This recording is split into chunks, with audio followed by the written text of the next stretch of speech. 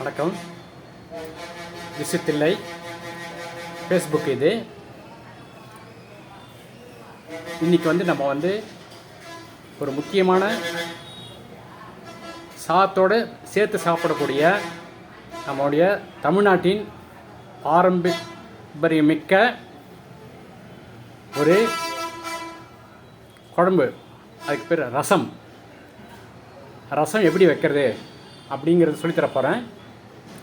இது இன்னும் ரொம்ப யூஸ்ஃபுல்லான ஒரு ஐட்டம். உதாரணத்துக்கு வீட்டில் யாருக்காவது ஜுரம் இல்லை திடீர்னு விருந்தாடி வந்துட்டாங்க, ஆனால் பேச்சுலராக இருக்கீங்க. ஸோ இந்த மாதிரி டயத்தில் ரசம் வச்சு சாப்பிட்றது தான் மிகச்சிறந்தது. நாங்கள் ஸ்ரீ லக்ஷ்மி கேஃப் அப்படிங்கிற உணவகத்தை 4வது தலைமுறை நடத்திட்டுருக்கோம். எங்கள் தாத்தாவுக்கு எங்கள் அப்பா இது வரைக்கும் சொல்லிக் கொடுத்ததை உங்களுக்கு சொல்ல போகிறேன். ரசம் மெயின் டிஷ்ஷு என் கடையில் சிதம்பரத்தில் தெற்கு சன்னதியில் இருக்குது. அந்த ரசம் எப்படி வைக்கிறது அப்படிங்கிற சொல்ல போகிறேன்.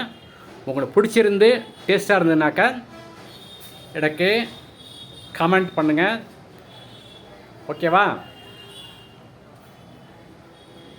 இது ஃபார்வர்ட் பண்ண வேணாம், சரியா? ஷேரும் பண்ண வேண்டாம். விருப்பப்பட்டால் பண்ணுங்கள், நான் கட்டாயப்படுத்தலை. முடிஞ்சாக்க நீங்களும் சொந்தமாக தயாரிச்சிங்கனாக்கா, என்னோடய ரசம் வைக்கிற மாடலை உங்களுக்கு பிடிச்சிருந்ததுனாக்கா இந்த நம்பருக்கு முடிஞ்சாக்கா ஜிபே ஒரு 100 ரூபா 50 ரூபா போட்டு கொடுங்க. என்ன சும்மா விளையாட்டுக்கு சொன்னேன் நான். எங்கள் கடையோடைய 50வது வருஷம் வரப்போகுது. So renovation work is going on. So பக்தர்களுக்கு இணங்க, வாடிக்கையாளர்களுக்கு இணங்க, எங்கள் அப்பா அம்மாவோட ஆசீர்வாதத்தோட, எங்கள் அத்திமர் ஆசீர்வாதத்தோட நாங்கள் ரெனியூஷன் ஒர்க்கு ஆரம்பிக்க போகிறோம். கொஞ்சம் அது வரைக்கும் நான் எங்கள் கடை என்னென்ன ஃபேமஸாக இருந்ததோ பாரம்பரியமிக்க, அதாவது எங்கள் தாத்தாலாம் 90 வயசு 100 வயசு வரைக்கும் வாழ்ந்தவங்க. அதுக்கப்புறம் எங்கள் தப்பா கிட்டத்தட்ட 90 வயசு வரைக்கும் வாழ்ந்தாங்க. எங்கள் அம்மாவை 85 88 வயசு வரைக்கும் வாழ்ந்தாங்க. அவங்களாம் என்ன சாப்பாடு சாப்பிட்டாங்க அப்படிங்கிற அவங்கள்ட்ட நான் இன்டர்வியூ பண்ணி, அவங்க என்னென்ன குழந்தையா இருக்கும்போது அவங்களுக்கு என்ன சாப்பாடு கொடுத்தாங்க அப்படிங்கிற ஃபுட்டு தான், சாப்பாடை எப்படி ரெடி பண்ணுறது, எனர்ஜெட்டிக்காக எப்படி பண்ணுறது அப்படிங்கிற பழைய சாப்பாட்டை தமிழ்நாட்டினுடைய பாரம்பரியமிக்க மதிய சாப்பாடில் என்னென்ன வெரைட்டிஸ் வரும் அதெல்லாம் உங்களுக்கு சொல்ல போகிறேன். இன்றைக்கி நான் தயாரித்த மெனுவோட நீங்கள் பார்க்குற மெனு ரசம். ரசத்தில் பல வகை இருக்குது. இது தக்காளி ரசம். தக்காளி ரசம் எப்படி வைக்கிறதுங்கிறத நான் சொல்லித்தரேன். இதில் என்னோடய மூலப்பொருள் மட்டும் அப்புறமேட்டு கடைசியாக சொல்லித்தருவேன் நான். ஆக்சுவலாக I am good at cook, I am good at mathematics, teaching mathematics, and also I am good at teaching English, ஓகேவா?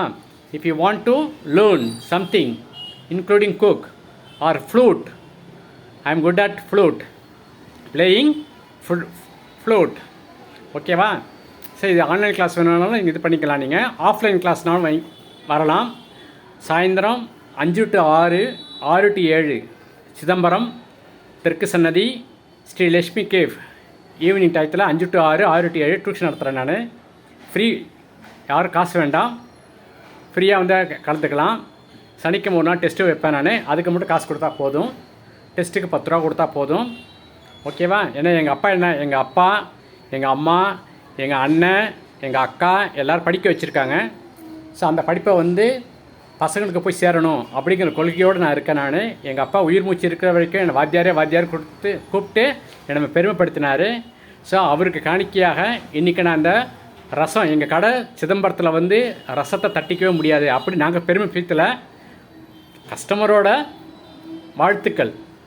ஒருத்தருக்கு சாம்பார் பிடிக்கும், ஒருத்தருக்கு வெத்தக்குழம்பு பிடிக்கும், ஒருத்தருக்கு மோர்க்குழம்பு பிடிக்கும்.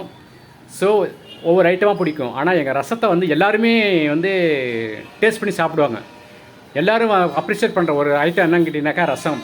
அந்த ரசம் எப்படி வைக்கிறதுங்கிறது உங்களுக்கு நான் சொல்லி தரப்போகிறேன், ஓகேவா?